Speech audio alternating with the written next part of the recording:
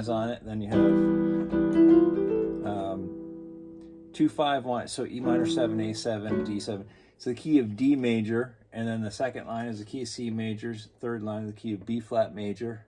So every line is the whole, D major, C major, B flat major. This one's, roughly B flat major. Repeats all of it: D major, C major, B flat major. Second ending, which is what I missed. That's why I went whoops. Then D major right there. So you have.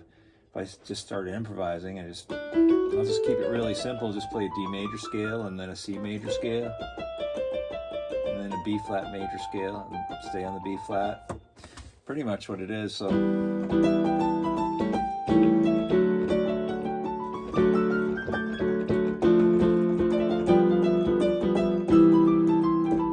it's just a C major scale.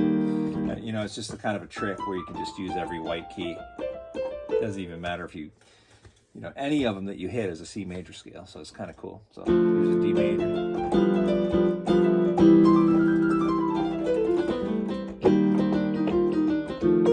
B flat major scale. Still B flat. And on the A, I'd go back to D major. Back to the top.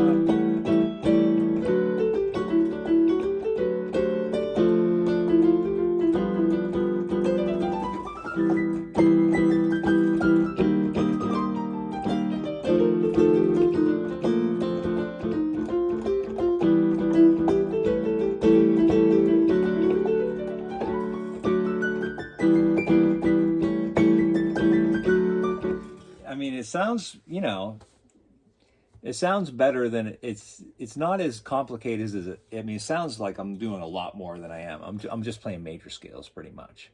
So, but it's, with jazz, it really just sounds cool because you have seventh chords. For some reason, every note fits, C